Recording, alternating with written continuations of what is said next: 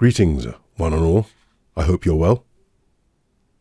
Getting a handle on handling noise. Somebody who saw one of my V7, my SE reviews, said the deal breaker for him was the handling noise. One of my favourite mics, the Beyerdynamic M88, handling noise. What is it? I describe it as follows. Mechanically transmitted vibration.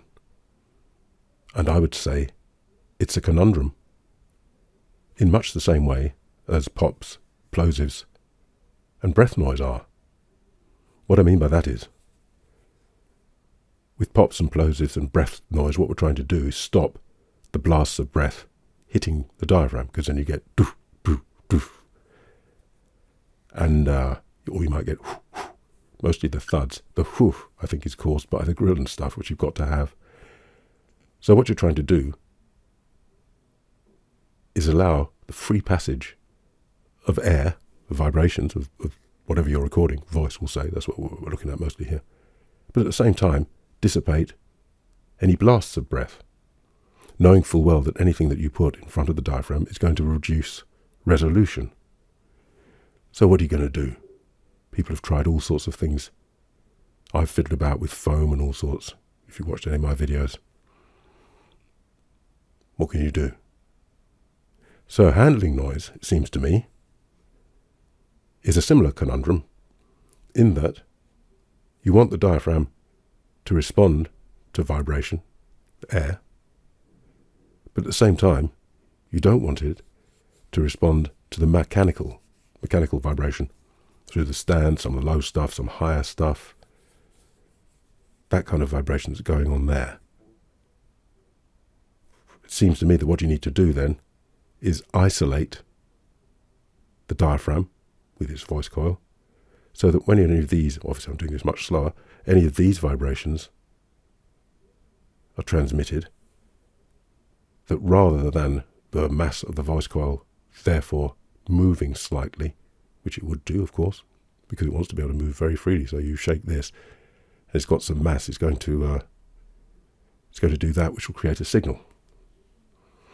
So I imagine what you're trying to do is isolate that, so it's in a suspension in here, so that rather like those gimbals that you see on cameras, when you see them, people going over and the camera just floats. So if the diaphragm can just float, then no matter what you do with all this, the diaphragm just stays there, and it doesn't move relative to the voice coil, and therefore you get no signal. I guess that's what you're trying to do. I guess that's what the manufacturers are trying to do. What I thought we'd do then is I'm going to go through various mics. We'll have a look close up from above, try and see the construction. Some you can't, but have a go, and see how successful they are at damping that handling noise. Bear in mind that mics that don't go very low, such as this, won't have much of the low stuff that comes through, quite simply because the mic doesn't do that anyway. Even with sounds, it won't reproduce that. But I thought it'd be worthwhile to have a look. And then I've got a couple of suggestions and some thoughts for the future, possibly. So I'm going to set myself up with my mics, and I'll see you in a moment. Here we go then. Let's start with the SM58. It's plugged in, but I'm on the SV33. Let's see what goes on under here. This one's quite old, as you can see. I suppose I ought to replace that. I'll look into it. Well, you can see some rubber around there. What I notice is a little bit of side-to-side movement and some in and out. Can you see that? Which is probably the plane, because the diaphragm sits that way. So side to side is probably not as important, I'm guessing, as having a shock. But it doesn't seem to, not that much movement, is there? It's quite solid. Let's see if it works. Now I'm on the SM58. Well, what I'm going to do is I'm going to stay, just so you can hear this kind of volume of it. I'm going to stay on the, go back to the 33, so I can put this in front of the camera and you can just fiddle with it. So they're both on. There might be a bit of phasing. you know, pretty well damped.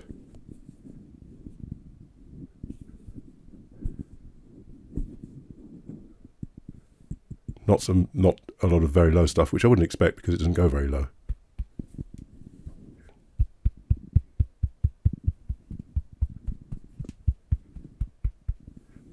Probably as good as you're going to get, in my experience. That's the SM58. Let me move on to the Beyerdynamic M88 2023. Now this, sorry, I'm not going to take the top off. I have done on others, and much like the SM58, there is some kind of rubbery, lossy type of thing going on. There's not much room for it, you can see, because it's quite a narrow barrel there. So not much room for it, but let's see. Here I am on the Beyerdynamic M88, and I'm going to switch to the SV33 and then fiddle. Back on the SV33.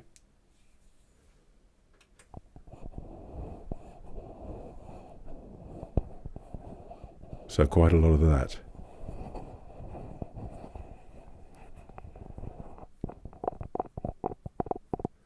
Yeah.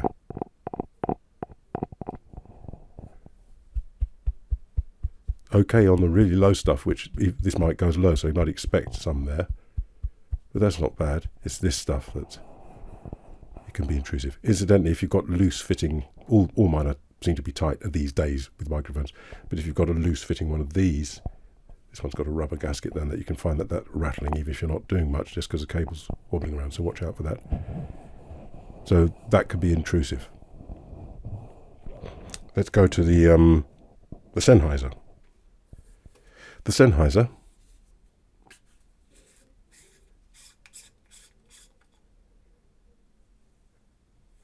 let's have a look.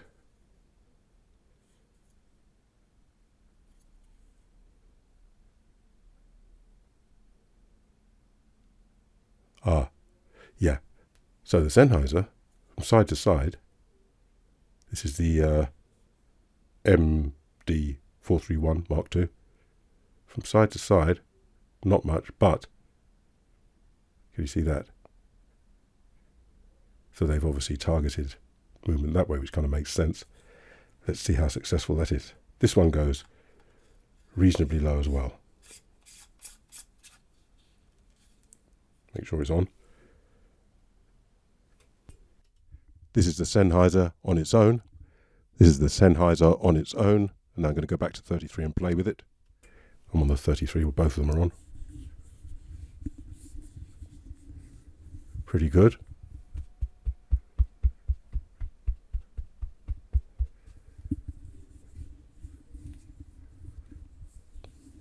Yeah, not bad. I know what I'm going to have now. I didn't take this one out. Let's go to this. Because from my memory, I haven't used this in a while, the SR40 V, despite the fact it goes very low and is powerful, it seems to be, I seem to remember it being very good. So let's go to that. I'm going to have to put the phantom power and so on. So mute everything for a bit. It's plugged in and muted whilst it stabilizes. Let's see what's going on here. Well, I know what's going on here. Nothing to see.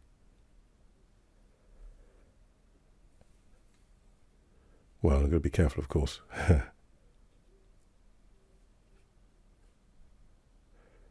I can feel the cylinder that Earthworks tend to have in the diaphragm we mount at the top. Very, very small diaphragm on this. Rather like their others, I'm not going to do any more than that. I can't feel any movement at all. I'll show you on the 314 in a minute, which I think is similar. Now let me turn the gain down on this before I switch it on. I might have to creep it up. This is the SR40 V creeping up the gain. This is the SR40 V. This is the SR40 V. This is the SR40 V. Very nice. Putting the 33 back on, so you might get a bit of phasing, but we're not interested in that really.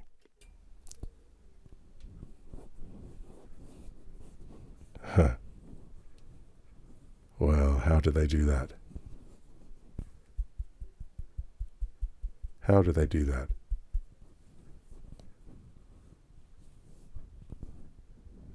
I've got some thoughts. Maybe it's because it's such a small diaphragm and it's so light that there isn't that mass to sort of get caught up. And it's in condenser, of course, so you haven't got the voice coil, and got the, so that, you know, maybe that's what it, well, we've got some other condensers, so we'll try. Okay, on to the Neumann KMS 105. Muted whilst it stabilizes. Let's have a look.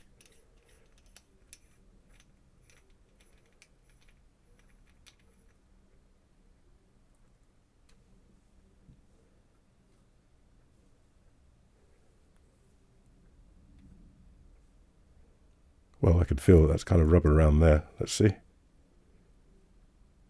Yep. Both ways. This one, more inclined to move that way than this way. Again, a mic that doesn't go very low, so we wouldn't expect a load of low-end stuff. But let's see. Now I'm on the KMS 105, KMS 105 creeping it up, KMS 105 creeping it up, KMS 105, KMS 105.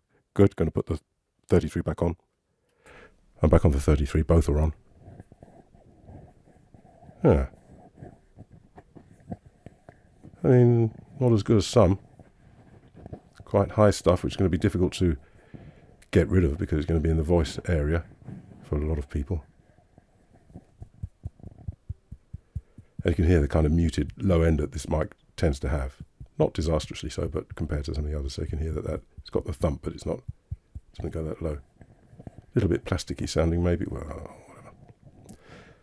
What next? What about the lovely SE? Oh, no. Let me show you the AKG. Whilst the AKG is stabilizing. Now, they make some mention of their suspension. They make some mention of their suspension. Oh, isn't that pretty? Isn't that pretty? And I remember when I had this, looking at it and thinking, wow. So that's what that's like. Now let's see what we've got. Yep, quite a bit of movement that way. And a lot of movement that way. I think, no, it's in there, that's firm. I think they mentioned about its count as a counterweight, gimbal style on the back there. So let's see how well that works. Pretty as well, isn't it? You see the AKG thing on the top? Oh, magnetic. Only issue with this one for me, I must get in touch with them actually, it just seems to be a bit noisy, as you'll hear. I'll leave it where the Neumann was set in terms of gain. I think they're roughly the same. I hope we don't blow our ears. Here we go. Now this is me on the AKG. That must be wrong, mustn't it? That must be wrong, surely. I must get in touch with them. So now I'm on the SV33 with this on as well.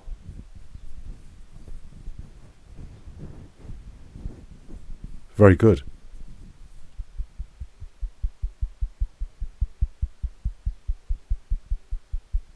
No, that can't be acceptable, that hiss. Dreadful. What a shame. Scarcely been used as well. Anyway. So, pretty good. Whatever they've done seems to work. Now, the SE V7 MK, round about the same output, I think, doesn't need phantom power, so I'll go straight to it. This is the SE, good to get rid of that. This is the SE V7 MK, SE V7 MK, which I'm going to turn up just a little bit. SE V7 MK, now we're on both of them.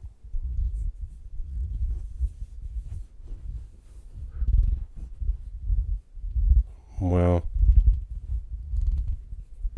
a lot of low stuff there, which you won't hear if you haven't got the headphones. If it's just coming through your phone, you won't hear it at all.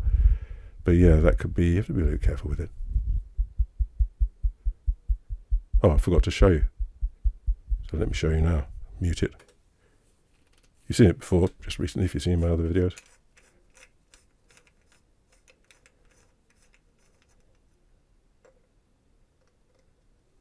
And what we see is, seems like a good idea to me. Got that, very, very lossy. You've got that as well, from this kind of rubber mounting in there. And it does work, but I wouldn't say, people say it's a deal, well, the one guy thought it was a deal breaker. I wouldn't say so, because I'm used to the M88 anyway, so I've got ways of getting around it a bit. Let's go to the SR314. Oops, I've got a ledge there, don't worry. I'm not as daft as you look. This is from a from there, one of these SE. So I use it with the kids. It can be a bit poppy, a bit noisy, and the student won't follow my advice. So I stick that on there. I think it looks better than the black one. It just makes it, oh, what's that? Whereas the black one is a better shape as well, because I like that flat thing at the top.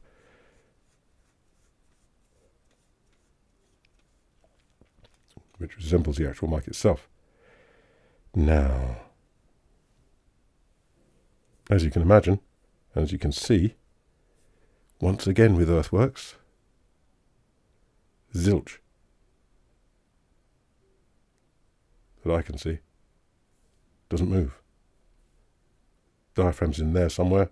Whether there's suspension in there, I guess there must be, I don't know. But anyway, whatever they've done or not done, let's see how it works. Here I am on the 314, let me turn it up a bit. Here I am on the 314. Here I am on the 314. Here I am on the 314. 33's back on, both of them are on.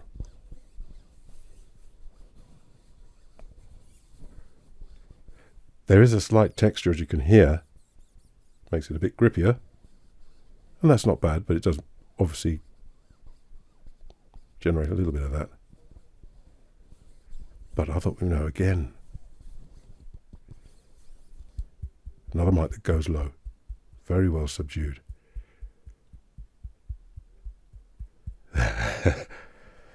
Well, okay, that's that over with. We'll put all these away, and I'll see you in a bit. Well, what are we to make of that then? They've all got some handling noise, some more than others, and in different parts of the frequency. I think it's just a fact of life. Earthworks do really well. I wonder why that is. And can't other people copy that? Earthworks don't do so well on some of their mics with the breath. This one's good with the breath. So, it swings and roundabouts a bit. So anyway, is there anything you can do? Well, I'm going to move on to the Beyerdynamic M88 2023 version and see what we can do. Obviously, one thing, I'll turn up just a bit, is not fiddle with it, but that night sound you can hear there is actually the cable rubbing down there, and it's being transmitted. So what can you do about that? Well, basically, if I do this, I'm holding the cable there, which a lot of singers do, then there's no issue. Well, you might find that a bit restrictive, whatever, but that's one thing that can be done. Obviously, if I play with it, then we're going to get some sound. If it's in a stand, I use it mostly in a stand because I'm always playing instruments, then I would say, where's my notes?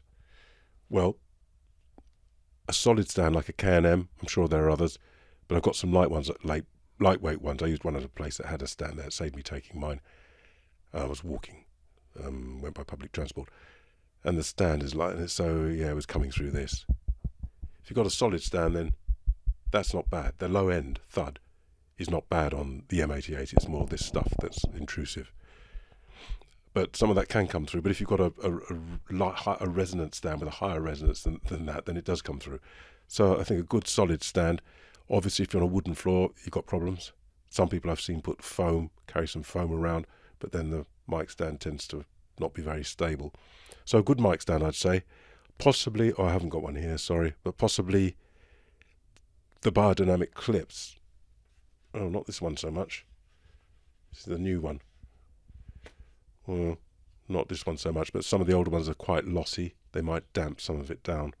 You have to experiment for yourself. Of this surface lossy clip.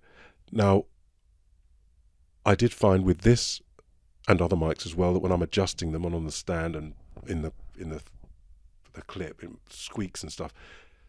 So I use this, which is a Neumann Neutrik switch.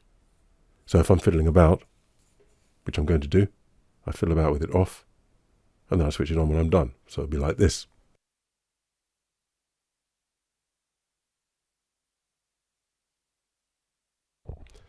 Now I'm done. And if it's in a stand, then there's no more sound. Just a little thing at the end here. I'm going to go on the SV33, save me holding this. A couple of things I mentioned here. What have we got here? I've done all that. Yes, it was. Well, I was wondering about the Earthworks. Is it because the diaphragm is so small and light, and SR40 V is very small, SR314 is slightly larger? Because I see no suspension, but maybe the suspension's in there. I just don't know. But it did occur to me, I've been watching something about, reading some things. I'm into photography, I enjoy it. And I noticed with some of the lenses, I've got some lovely old school lenses which I've had for donkey's years, and they work on the K1, the Pentax lenses, K1 camera, full frame camera, so I'm lucky. It took a long time coming. But they're back in use again, great. And I noticed some of the modern lenses are, I noticed what's happening and watch the reviews. And the lenses are good, there's no two ways about it. I mean, the top-end-ish ones, they're good. But they rely on software correction. So, one of them I was reading recently, a wide angle. I thought, how can I make a wide angle that fast? And he said, yes, without the correction, which the manufacturer supplies, and you can, I think, load it into the camera or into your software, there's considerable vignetting, which means that the edges of the frame are dark because it's like it can't quite manage it. But you just click on the correction because all that's noted, software knows. Click on that, job done. What was the other thing? Yeah, it had barrel distortion. So it looks like the square. It looks more like a barrel. Sometimes it's pin cushion. So, but again, click on a button, sorted. See, in the old days, obviously pre-digital, those lenses would have been considered unacceptable. You've got barrel distortion and vignetting. So I'm taking my it's a wide angle, which you often use for architecture, and my building comes out bent at the sides and then dark round the corners. You might get away with it with a portrait, depending on the face. It might be flattering. So, yeah. So I'm thinking, is that where it's going? Now, I don't think they were trying to mislead anybody there. What they were concentrating on, with these compromises, you can't get everything. Even if you've got the money, nobody would buy it, but even then, simply haven't got the technology. So they concentrated on letting go of the things that can be easily corrected in software, because that's what people are doing these days, and then they could concentrate on the other things, some of which are not so easy to correct. Sometimes the fringing or the chromatic aberration, so they're not so easy to correct. You have to do it manually, and it's So that seems to be what's going on. So the relevance of that is, I was wondering, I mentioned this before about microphones and so on. Would we see that with microphones? What would that be? Well, it might be that you have in phones these sensors that sense movement, and they're quite small, it must be.